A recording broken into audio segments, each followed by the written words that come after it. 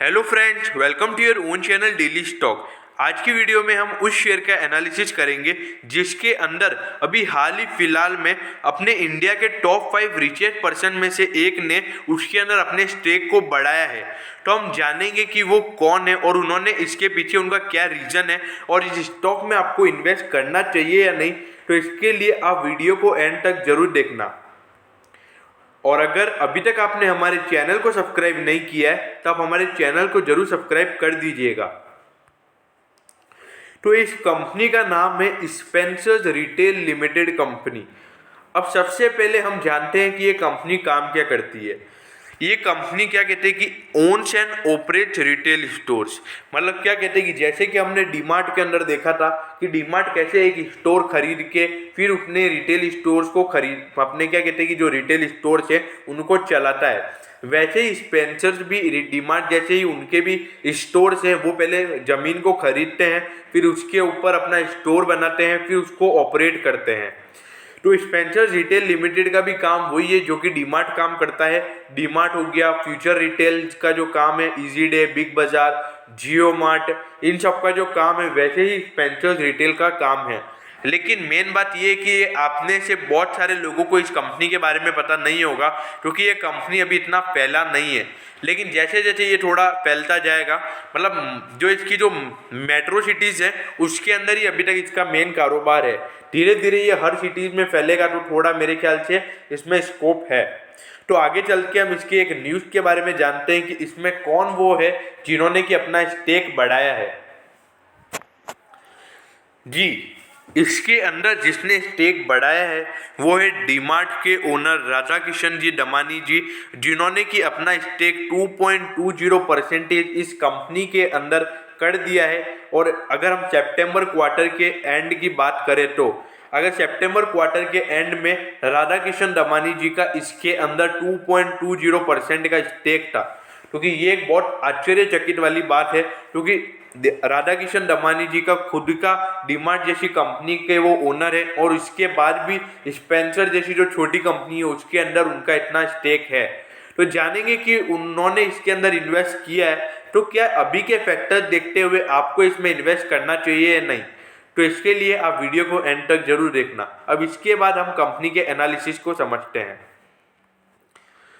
तो ये सबसे पहले मैं आपके लिए इसकी टॉप लाइन और बॉटम लाइन लेके आया हूँ। अगर आप कंपनी की टॉप लाइन देखोगे, ये तो मैंने आपको पहले ही बोला है कि ये रिटेल बिजनेस के अंदर टॉप लाइन है वो तो हमेशा बढ़ती ही रहती है।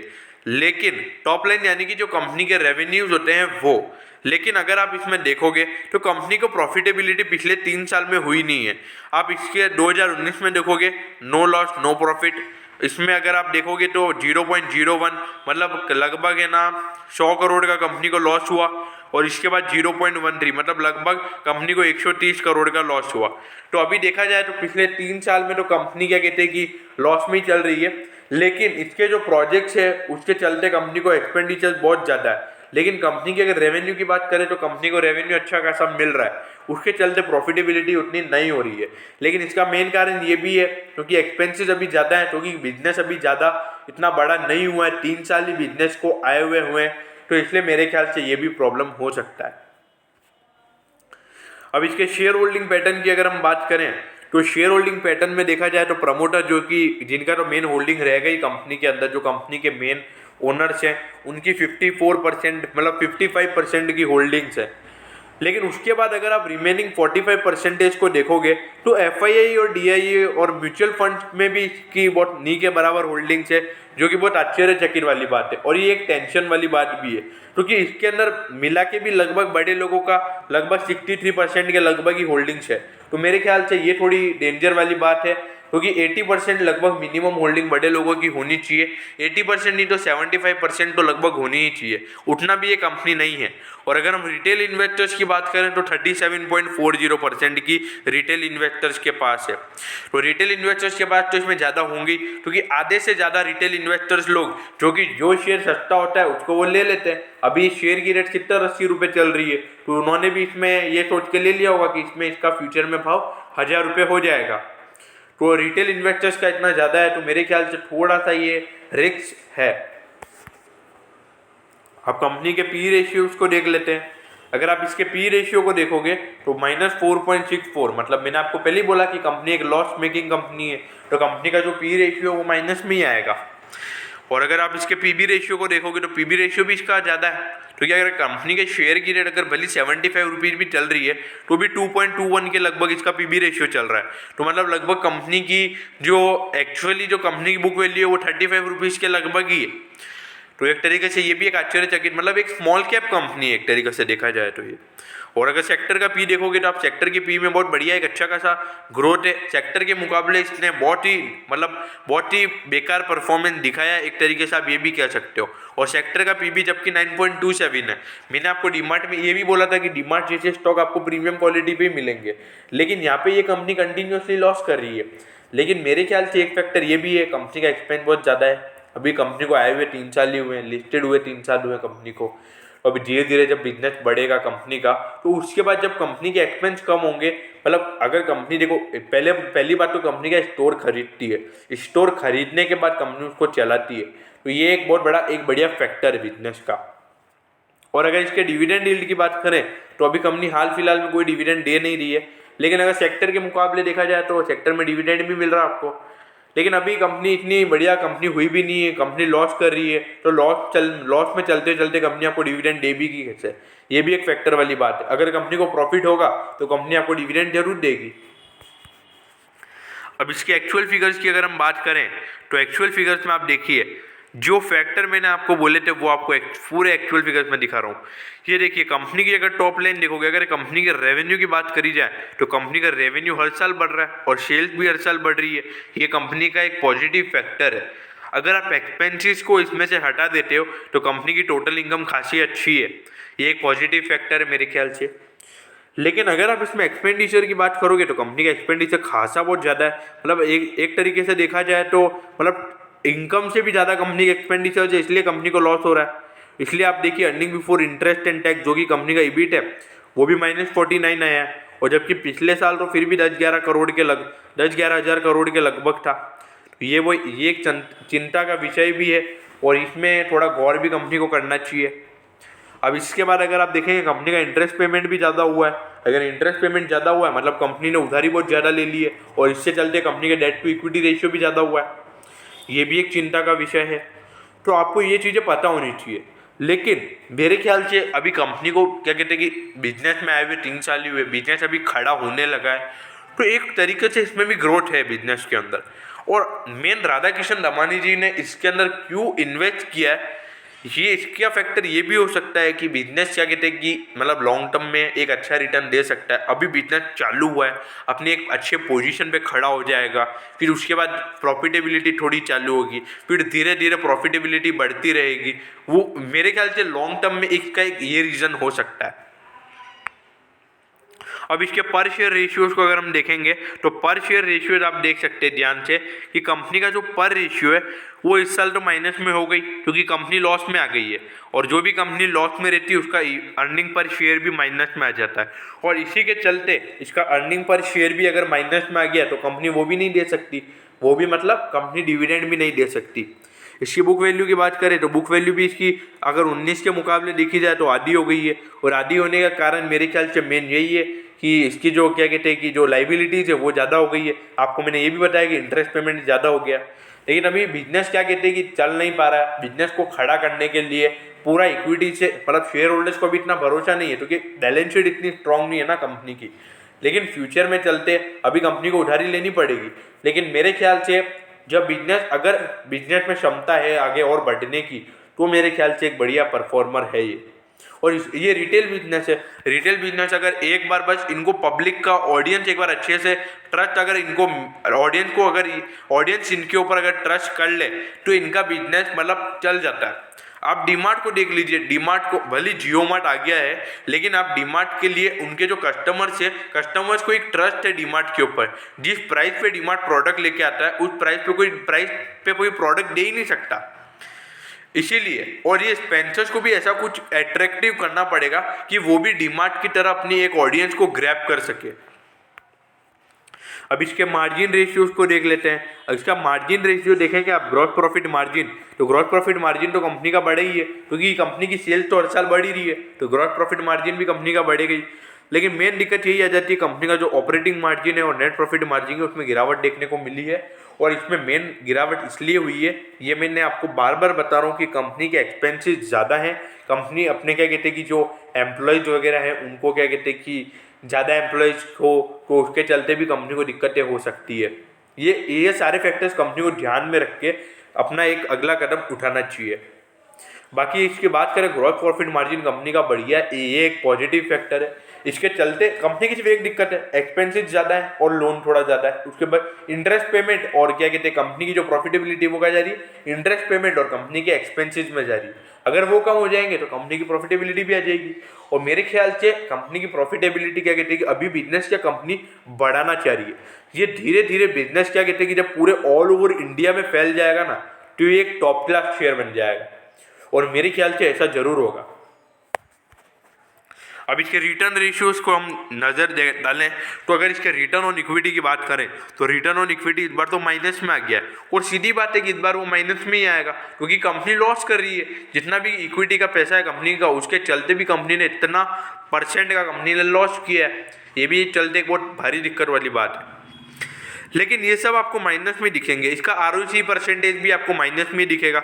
लेकिन अगर अभी तक आपको रिटर्न ऑन इक्विटी का मतलब नहीं पता है, ROC का मतलब नहीं पता है, तो मैंने उसकी वीडियो बना रखी है, आप जाके देख सकते हैं, बहुत अच्छे से मैंने समझा रखा है। अगर आपको उसके अंदर और भी कोई डाउट होता है तो आप मेरे को कमेंट कीजिए, मैं जरूर रिप्लाई करूँगा। अगर आप इसके रिटर्न ऑन एसेट परसेंटेज को देखेंगे तो उसमें भी गिरावट देखने को मिली है। तो एक तरीके से देखा जाए अभी कंपनी क्या कहते हैं कि पूरी तरीके से एक तरीके से देखा जाए बैलेंस शीट में बहुत ही वीक है, बहुत वीक बैलेंस शीट है कंपनी की अभी। मतलब कंपनी एक तरीके से कोप अप ही नहीं कर पा रही है, और कोई भी बंदा जो फंडामेंटल के बेसिस पे है ना इस स्टॉक में पैसा डालना चाहता है तो वो इन्वेस्ट करेगा ही नहीं इस कंपनी के अंदर। क्या मतलब कंपनी इतना मतलब 130 करोड़ का कंपनी ने लॉस बुक किया है, मतलब बहुत टेंशन वाली बात है। और इसके अंदर मेन अगर इसमें अगर पैसा मिलना है, अगर आपको इस शेयर में पैसा कमाना है तो इसमें सिर्फ एक ही चीज़ है कि बिजनेस इसका बढ़ना चाहिए। ये मेरे ख्याल से ये अगर ऐसा परफॉर्म करता रहा तो ये बिजनेस को सेल करने की भी नौबत आ सकती है। अब इसके लिक्विडिटी रेशियोज पे अगर हम नज़र डालें तो करंट रेशियो अगर आप देखोगे तो पिछले साल तो फिर भी 1.61 था, इस बार तो 1 से भी नीचे हो गया। अगर 1 से नीचे हो गया तो मतलब कंपनी अपनी करंट लाइबिलिटीज को पे करने में भी नाकामयाब हो रही है।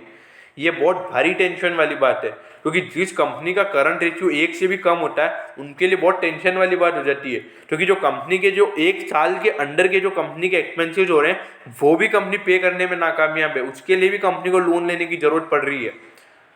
और अगर इसकी क्विक रेशियो की अगर हम बात करें तो क्विक रेशियो भी इसका 1 से कम है, तो कंपनी की क्विक लाइबिलिटीज को भी कंपनी पे नहीं कर पा रही है। ये बहुत टेंशन वाली बात है कंपनी के लिए। तो मेरे ख्याल से देखा जाए तो कंपनी के सारे फैक्टर्स नेगेटिव हैं, एक से बढ़कर एक। सिर्फ एक फैक्टर है जो कंपनी का पॉजिटिव है, वो है सेल्स। उसके चलते एक्सपेंसेस और इसके चलते कंपनी के सारे फैक्टर नेगेटिव आ रहे हैं। और डेट टू इक्विटी रेशियो की अगर हम बात करें तो डेट टू इक्विटी रेशियो फिर भी कंपनी का ठीक है, क्योंकि कंपनी ने इतना भी ज़्यादा डेट नहीं ले रखा है, क्योंकि 1 से ज़्यादा भी कंपनी का डेट नहीं है। तो एक तरीके से देखा जाए तो कंपनी के ओनर्स का पैसा अभी भी ज़्यादा है कंपनी के अंदर, और कंपनी ने जो उधारी के फॉर्म में ले रखा है वो कंपनी ने कम पैसा ले रखा है। ये एक फिर भी थोड़ी एक अच्छी पॉजिटिव बात आई है कंपनी के लिए। लेकिन इसके इंटरेस्ट कवरेज रेशियो की बात करें तो इंटरेस्ट कवरेज रेशियो इसका माइनस में आ गया है। इंटरेस्ट कवरेज रेशियो अगर माइनस में आ गया है मतलब कंपनी इतना भी पैसा नहीं कमा पा रही है कि कंपनी अपने इंटरेस्ट पेमेंट भी कर सके। अब वो तो सीधी बात है कि कंपनी का जो अर्निंग है वो नेगेटिव ही है। अगर कंपनी लॉस में आ रही है तो फिर वो कैसे अपना इंटरेस्ट पेमेंट कर पाएगी। तो ये इंटरेस्ट कवरेज रेशियो सीधी बात है माइनस में ही आएगा।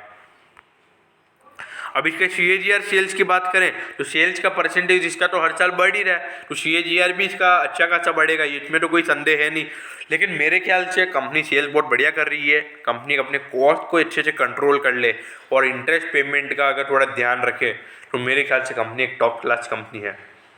इसका नेट प्रॉफिट परसेंटेज की अगर हम बात करें तो नेट प्रॉफिट परसेंटेज भी इसका खासा बड़ा है। तो मेरी ख्याल मतलब एक तरीके से देखा जाए तो है तो बहुत बढ़िया परफॉर्मिंग स्टॉक तो है, बस इसके क्या कहते हैं कि थोड़ी उधारी वगैरह एक्सपेंसेस कंपनी के ज़्यादा है, मेरे ख्याल से कॉस्ट कंट्रोल नहीं कर पा रही है, ये दिक्कत हो सकती है कंपनी की। और ये मैं एक आपके लिए एक बहुत बढ़िया सी चीज़ लेके आया हूँ कि इनकी क्या ताकत है। अगर आप इनके वर्किंग कैपिटल के डेज देखोगे तो मतलब पहले कंपनी क्या कहती है कि एक दिन के अंदर वर्किंग कैपिटल की साइकिल कंपनी की हो जाती थी पूरी। अब कंपनी की अगर आप बात करोगे तो कंपनी की 3 दिन में वर्किंग कैपिटल की साइकिल खत्म हो रही है। ये एक थोड़ी टेंशन वाली बात है, थोड़े साइकिल बढ़ गई है। अगर इन्वेंटरी के टर्नओवर की बात करोगे आप तो इन्वेंटरी का टर्नओवर कंपनी का बड़ा है। और अगर आप रेवेन्यू पर एम्प्लॉय की बात करोगे तो रेवेन्यू पर एम्प्लॉय भी कंपनी का क्या कहते हैं कि FY19 में 41 लाख था और इस बार 45 लाख हो गया। अब इसकी हम सेगमेंट वाइज डिस्ट्रीब्यूशन की बात करें तो कंपनी का जो खासा जो मेन प्रोडक्ट जो कंपनी बेच रही है वो है फूड एंड ग्रोसरी। तो आप देख सकते हैं फूड एंड ग्रोसरी का 65% का कंपनी का रेवेन्यू का कंट्रीब्यूशन है। उसके अलावा अगर company apparel, footwear, consumer durables, jewellery, health से related product, home decor, beauty and personal care, others, इससे रिलेटेड प्रोडक्ट भी कंपनी बनाती है, लेकिन इससे कंपनी को सिर्फ 35% तक का रेवेन्यू आता है इन सब से मिला के। तो एक तरीके से देखा जाए तो कंपनी का मेन प्रोडक्ट जो बिकता है वो है फूड एंड ग्रोसरीज का।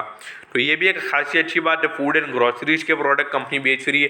ये तो मैंने आपको पहले ही बोला, चूंकि ये रिटेल में मेन फूड एंड ग्रोसरी के प्रोडक्ट ही बिकते हैं। और एक इसके अंदर अगर आपका मैन्युफैक्चरर से लिंक हो जाता है ना, तो आप जैसे डीमार्ट एक जिस प्राइस पे प्रोडक्ट बेच रहा है ना, उस प्राइस पे आप भी बेच सकते हो। अब इसके मैं ना आपको क्या कहते हैं कि वेरियस सेगमेंट बताते हैं ई कॉमर्स के हिसाब से। अगर हम इसके इलेक्ट्रॉनिक की बात करें, मतलब ई कॉमर्स की, इसमें ई कॉमर्स में इसका क्या ज़्यादा बिकता है, तो इलेक्ट्रॉनिक का इसका ज़्यादा सेक्टर है। इलेक्ट्रॉनिक्स और अपैरल्स में इसका मतलब जो ऑनलाइन जो प्रोडक्ट बिकता है वो इलेक्ट्रॉनिक्स और अपैरल्स में ज़्यादा बिकता है। उसके अलावा तो अगर आप देखोगे तो लगभग सिर्फ 23% का प्रोडक्ट है जो बाकी के रेवेन्यू को कॉन्ट्रीब्यूट करते हैं। अब हम इसके शेयर को एनालिस कर लेते हैं। अगर इसके शेयर को एनालिस किया जाए तो अभी ये शेयर आपको 75 रुपीज़ पे मिल रहा है। और अभी इससे पहले अगर इस शेयर की हम बात करें तो 222 तक का इसने हाई भी बनाया हुआ है। तो मेरे ख्याल से भाई अभी कंपनी तो एकदम बहुत परफेक्ट है, बट ये कंपनी बैलेंस शीट में बहुत वीक है, ये मैं आपको सही से बता रहा हूँ। बैलेंस शीट में बहुत वीक है, लेकिन मेरे ख्याल से कंपनी में लॉन्ग टर्म में एक स्कोप है। क्योंकि लॉन्ग टर्म में क्या कहते हैं कि कंपनी का बिजनेस फैल रहा है। सबसे मेन बात ये है कि कोई भी बिजनेस फैलना चाहिए, और ये कंपनी का कहते हैं स्टोर खरीदती है। और कोई भी कंपनी अगर स्टोर खरीद के चलाएगी और पूरे अगर ऑल ओवर इंडिया में अगर इसका बिजनेस फैल जाता है तो ये एक बहुत बढ़िया बात है। तो अगर आप इसमें लॉन्ग टर्म निवेशक के फॉर्म में, मतलब आज से अगर आप इसमें 5-6 साल के लिए अगर इसमें इन्वेस्टेड रहना चाहते हैं, मतलब मिनिमम 5 ईयर तो आपको इसमें इन्वेस्ट रहना पड़ेगा।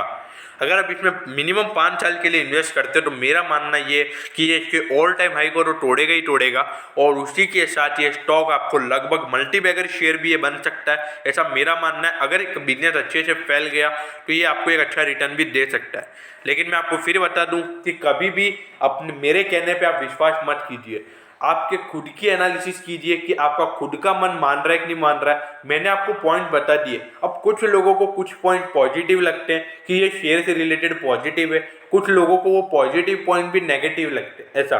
तो अगर आपको इस शेयर में इन्वेस्ट करना है, मेरे कहने पे इन्वेस्ट मत कीजिए। लॉन्ग टर्म के लिए भी आप पूरा एनालिसिस कीजिए, अपने फाइनेंशियल एडवाइजर से पूछिए कि आपको इस शेयर में इन्वेस्ट करना चाहिए या नहीं, उसके बाद आप इन्वेस्ट कीजिए। लेकिन मैं सिर्फ आपको एक राय दे सकता हूँ कि जो मेरे को लगता है, मैं सिर्फ वो एक पर्सनली कि मेरा वो मोटिव रख देता हूँ।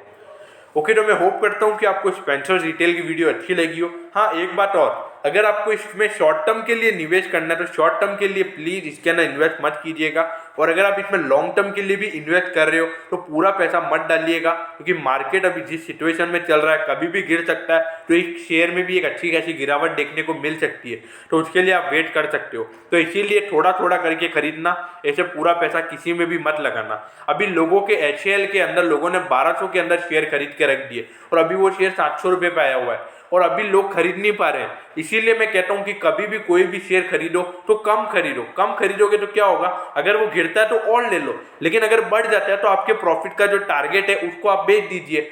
ऐसा मत सोचिए कि आपको ज़्यादा कमाना है, ज़्यादा कमाने के चक्कर में आप ज़्यादा गवा देते हैं, ये मत भूलिएगा। तो मैं होप करता हूँ कि आपको स्पेंसर्स रिटेल लिमिटेड की एनालिसिस अच्छे से समझ में आ गई हो। अगर आपको एनालिसिस अच्छे से समझ में आ गई हो तो प्लीज़ आप वीडियो को लाइक कर लीजिएगा, क्योंकि इससे मुझे मोटिवेशन मिलता है। और अगर आपको किसी और को शेयर करनी है तो आप उसको भी शेयर कर दीजिएगा, और इससे मुझे मोटिवेशन मिलता है कि मैं आपके लिए और ऐसी वीडियो ला सकूँ। Okay, thank you.